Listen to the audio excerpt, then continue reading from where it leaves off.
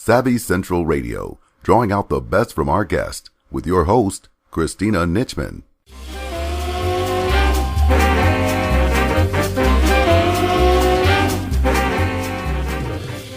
Our Savvy shows are being syndicated on 7 AM/FM radio channels through AM/FM 247. If you're away from your radio or internet, don't worry. Every Thursday at 8 p.m. Eastern, you can listen to Savvy Central Radio on AM/FM 247 Broadcasting Network by calling 712-832-2784 from any phone.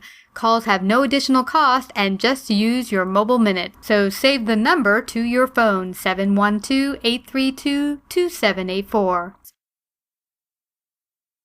Hello everyone, and welcome to Savvy Central Radio. This is your host, Christina Nitchman. Each week, Savvy runs weekly broadcasts providing entrepreneurs and successful individuals a platform to express their dreams, hopes, lessons learned, expertise, and wisdom with the world. Our guest today is Brianna Clarke. Brianna's passion for giving back can be traced to her childhood when she would drag her parents across the city in order to give a helping hand to the homeless. It wasn't until she spent a summer in rural Kenya living with a local family and researching the HIV/AIDS epidemic that she realized her commitment to making the world a little bit better could be turned into a career. Her passion for global health, women's rights, and alleviating poverty led her to the Hunger Project, a global strategic organization committed to the sustainable end of world hunger. Now she serves as the Hunger Project's annual gift officer in New York City and is privileged with the task of sharing the inspirational stories of leadership and resilience that the Hunger Project witnesses every day from the 20 million community members they partner with around the world. Brianna Clarke can be reached at brianna.clarke@thp.org. Hi, Brianna. Welcome to Savvy Central Radio. How are you today? I'm doing so well. Thank you, Christina. It's so nice to be here. I'm so happy to have you. I'm so happy that we met back in January. We went to a meetup. Know. Yeah. And I got to hear about the wonderful work you're doing with the Hunger Project. You work with them. You've had a fascinating journey traveling all over the world. How did you come to working in the nonprofit sector and working in particular with the Hunger Project? Well, the Hunger Project, it's just an incredible organization, and I'm so proud to represent them right now with you. We actually are working with 20 million people across the globe to end hunger. We empower people to end their own hunger, and we give them the education, the resources to do that. And I've always wanted to work in this industry. And even as a kid, I would cross the street to give money to homeless people. And I would always read about what was happening around the world in development. I actually just didn't know it was called international development, which is so funny. I always wanted to do this, but didn't know it had a name. And when I was in university, I studied abroad in Ghana, and I just fell in love with it. I couldn't get enough of the culture and the vibrancy and the people. And I worked in a very, very impoverished school in a slum right outside of Accra, the capital of Ghana. And it was my first experience with true poverty, with the kind of poverty where people are unsure of how they'll put food on the table, where people don't even know what their job will be. And that was really the start of this journey. And when I left university, I worked in Central America for a few years. And after a while, I really came to realize that I wasn't the right person to be doing that work, that I was living in these extremely rural communities, actually working in global health, bringing healthcare to indigenous people who had no other access to healthcare. And I loved it. I absolutely loved it. And I would go back in an instant, except that I came to learn that as an American, I'll always be an outsider in those regions. I wasn't the right person to be doing that work, and that there were so many Panamanians or Hondurans where I was working originally who could have done that job better than I could have right from the start, who would have had the trust of the community, who, they would have understood the cultural context immediately, whereas I had to learn it. And so when I came back to the United States, I looked for an organization that understood that as well. And when I found the Hunger Project and I learned of the work that the Hunger Project was doing, I knew it was where I had to be.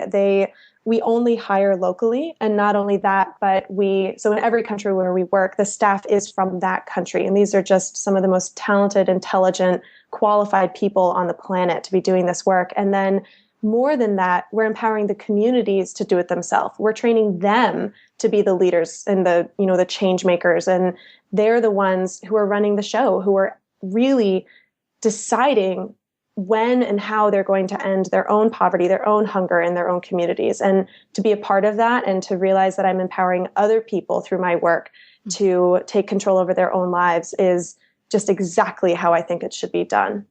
Wow. I love that. And when we first spoke, and initially, mostly our show is small business owners to super large business owners. But interestingly, we usually don't have people on who don't have their own business. But what I really liked about the Hunger Project is they have a corporate training initiative that they try to get involved the community and different business to contribute to leadership and to the world and to taking responsibility, because we can all take part in making the world better and to eliminating hunger all over the world, including this very nation.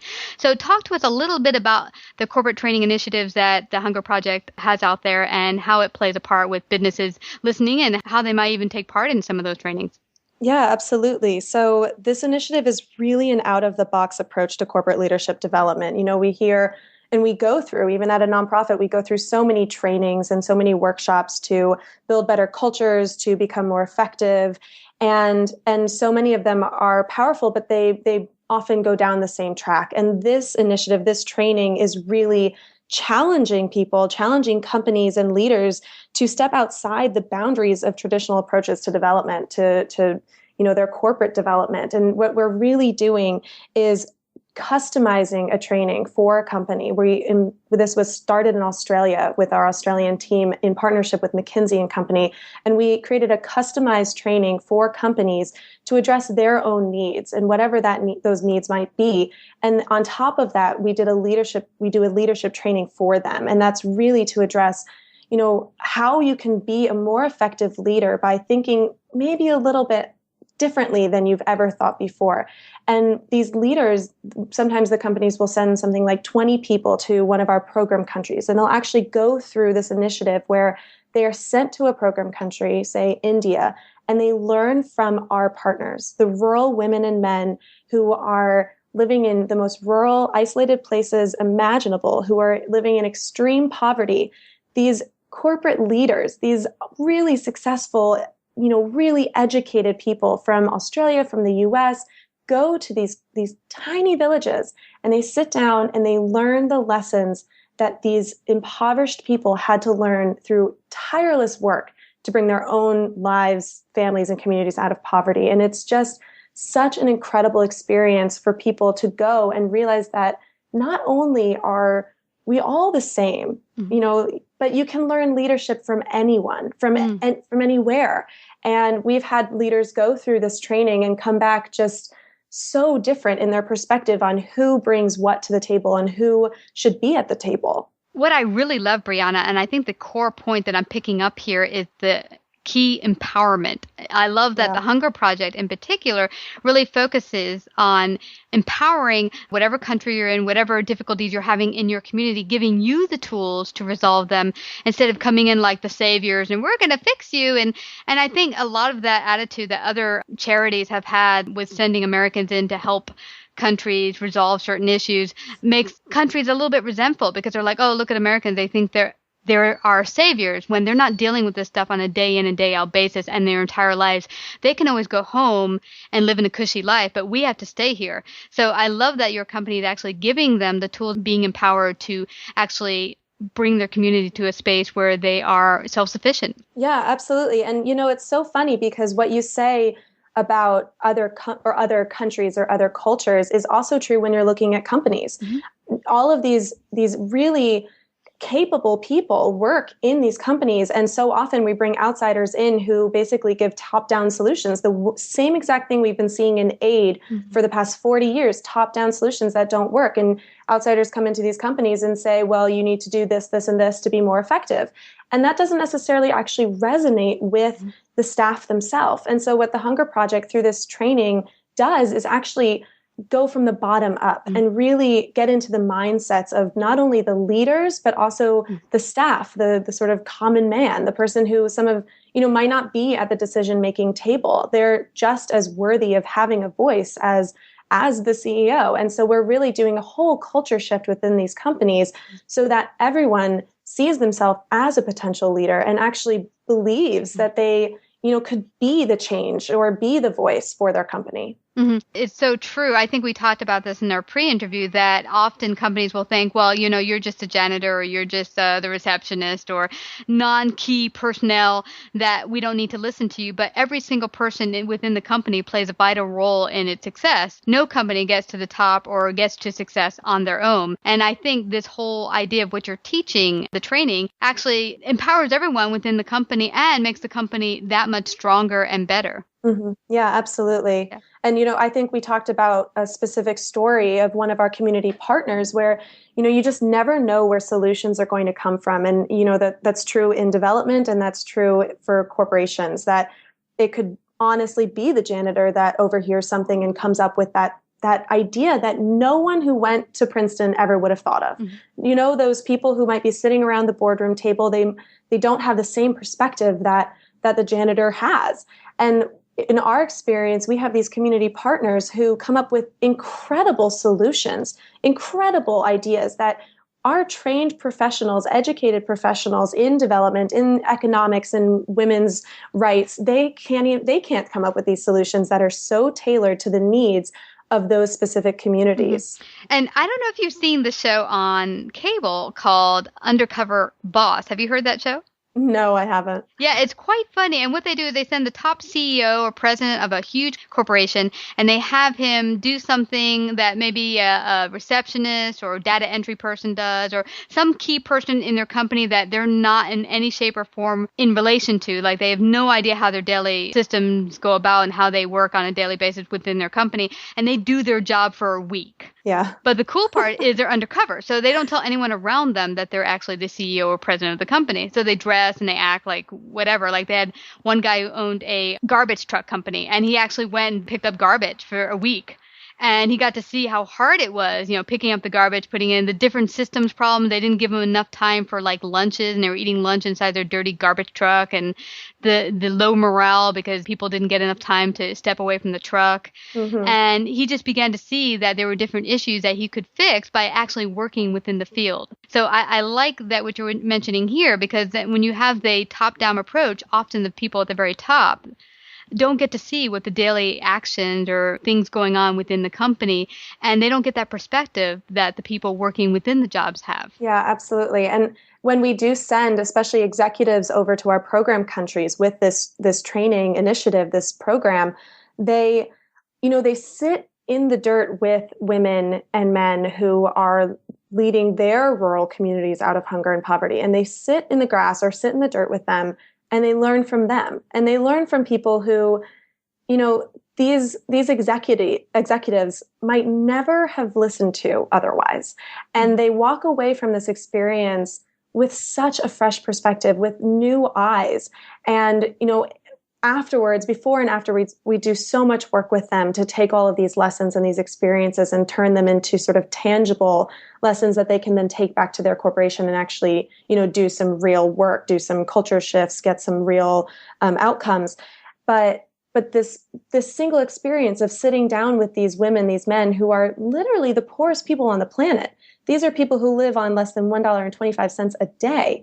And to be an extremely successful person in, say, New York City, and go sit on a mat with someone and hear their story and learn from them, it's a very humbling experience. And it really teaches a person that, we're all humans, and we all have such incredible perspectives on things. And the solution to your problem might be coming from the voice of a woman living in a rural village in India. You just don't know it yet. And they really walk away with such open eyes, even just for their own staff back at their companies. And it's really incredible to see that. I just love that transformation.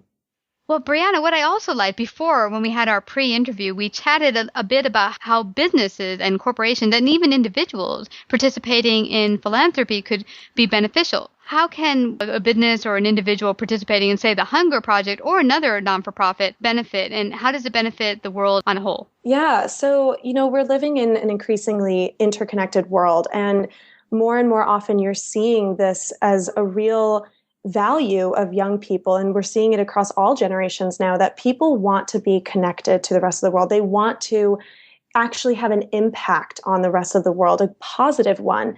And more companies are realizing this as well. They're realizing that they're going to have better staff retention, that more customers are going to be attracted to them if they in some way benefit the rest of the world. Whether, for us, our partners would be connected to this global movement that is the end of hunger, the end of global poverty. And it's such a huge issue right now. And so many companies want to be a part of that. They want to be a part of the solution and not the problem.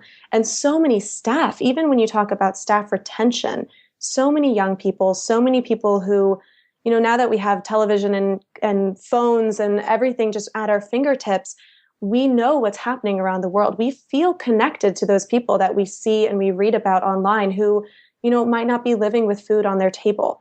We feel connected to those people, and we want to be a part of making their story just a little bit better, making their lives a little bit better. And so many companies are realizing that partnering with an organization like the Hunger Project not only has this staff retention positive outcome, but it also makes them more attractive, so much more attractive to so many customers when they have this positive impact on the rest of the world. Not only that, but then they also get to partner with an innovative leader like a nonprofit.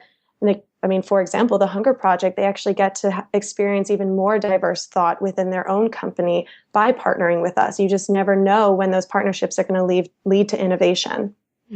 No, I completely agree with you. And I remember in our pre-talk, we spoke about one company I actually went to interview with and got the job with and worked with for a while, which is Moody's Investors. Mm-hmm. And what really intrigued me to working with them right off the bat during the interview process was hearing their philanthropy. They're very heavy on philanthropy in our culture here and around the world. And I was really excited to take part in that. And I think I told you one of their cool things that they do once or twice a year is they send their entire staff out to do, I think you get to pick between 4 to 5 different projects you could volunteer, and you get paid as an employee for the day to go be a volunteer to do some work in the community. That is very cool. That's the exact kind of initiative that people are attracted to. Yeah. And what was really awesome, what you mentioned, is that it connects us to each other as well as the rest of the world, because I think in this day and time with cell phones and the internet and going 300 miles an hour, more than ever, we can often get disconnected from each other. Mm-hmm. But programs like this help to remember that we are indeed connected as a one unit. Absolutely. And this program is so incredible because it is mutually beneficial. Not only are you getting this actual training with results for your staff, for your company, but all of that investment in the training goes directly to our programs and to the people that you actually meet on the training trip. So, everything, all of it goes right to the end of hunger for our community partners. Yeah, and I remember as we spoke in our first conversation, I was really impressed that this particular training that you do really helps a lot of companies with diversity. Now, we also spoke, and I thought this was very interesting. A lot of cultures and businesses I've worked with over the years say, oh, yes, we have diversity. We're all about diversity. But really, when you look around at the corporate field, there really isn't a lot of diversity. It's all very boxed in. There's a package that they want you to follow, a pre-prescribed package. There isn't a lot of outside of the box thinking. I found it interesting that your training really helps businesses build diversity. So explain for anyone listening in who might not be familiar exactly what diversity is and why is it important for an organization to have it? Yeah, so diversity, which is basically just a range of different things, or the state of having variety. So often we're taught that diversity means just a number of things like gender and race, religion, sexuality, and these are incredibly important aspects of diversity, and so important when considering your hiring process to have that side of diversity. But going a little bit deeper into diversity is also so important, and something the Hunger Project has really come to value. And that deeper level is really a diversity of thought. Getting people who have the diverse backgrounds that will allow them to approach a problem, approach a situation differently, to approach it, not necessarily with the same old attitude that so many of, maybe companies where they're hiring from right now, they might be getting a lot of the same types of people. Even if on paper, they might look a little different, they're probably all pulled from the same, basket of resumes, from the same top-notch universities and wherever else they're looking. We're getting all of these Princeton grads, and even if they have, different religions, they might not actually have the different experiences under their belt that will give them this totally different perspective on what's actually happening in the company. And that's something that through this training, even just through your interactions with our community partners on this rural level in these really isolated places, it really teaches people that diversity of thought can be how you build solutions. Bringing someone new to the table who has a totally different background than your own can actually allow you to see a problem in a new way and find a solution that you never could have thought of yourself. One of my favorite stories of our community partners is that in really rural Malawi, we were facing a situation where the community had a traditional belief that was actually detrimental to their own promise to themselves that they were going to end the spread of HIV. And our staff didn't have a solution because we weren't going to tell them to drop this belief. And so the way that they decided to basically overcome this was to come up with their own solution. We were the development professionals. We were the ones coming in with all of these big ideas, everything the UN had ever said, all of the 35 plus years of experience. We came in and we couldn't find the solution. It was the community members who had to do it themselves because they had the perspective on it that we never could have had.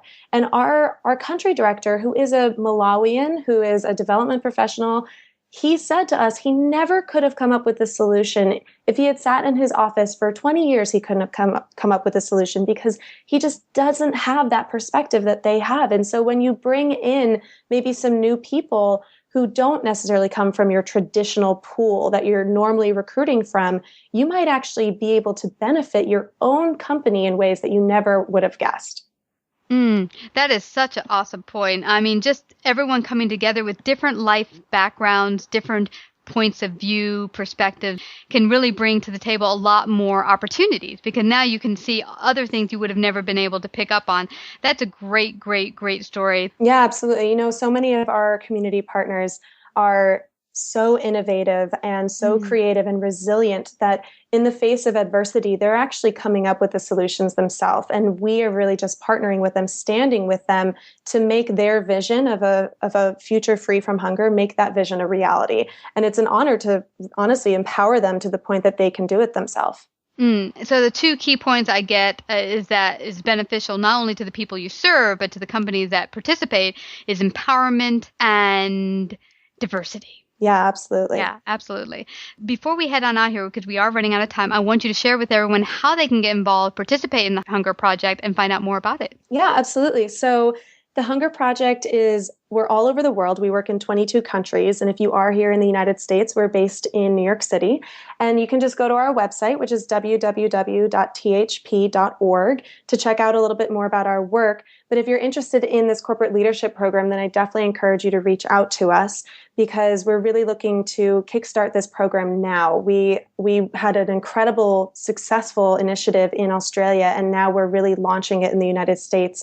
And we're really filling up those slots to get this program running, and it's very exciting. We actually have our annual Fall Gala coming up this October, on October 17th here in New York City, which is an amazing opportunity for people to come together and really celebrate what our partners all around the world, our 20 million partners, have accomplished in this global phenomenon of ending hunger and ending poverty for themselves. And it's such a celebration. It's such a moment to reflect on our own connectedness to this initiative and our own connection to each other and what our investment, and I say investment purposefully, what our investment can do for the other people on this planet. And you said something earlier that I really, really like. You said the investment that your partners make into the Hunger Project and to the people you serve is a trickle down to the economy, meaning that everyone's winning from the top down. Everyone wins. It's not like, because you've often heard it said that, oh, well, if we give, then there's less for someone else. And really, I've always seen it as there's plenty of pie. This universe and this planet is actually very abundant. But it's really when you get to the point of, oh, I want to hoard all the pie for myself, that's when we start to see non-abundance. I love that you say pie, actually, because at the Hunger Project, we talk about that. We talk about expanding the pie. We never consider ourselves in competition with other organizations or other nonprofits.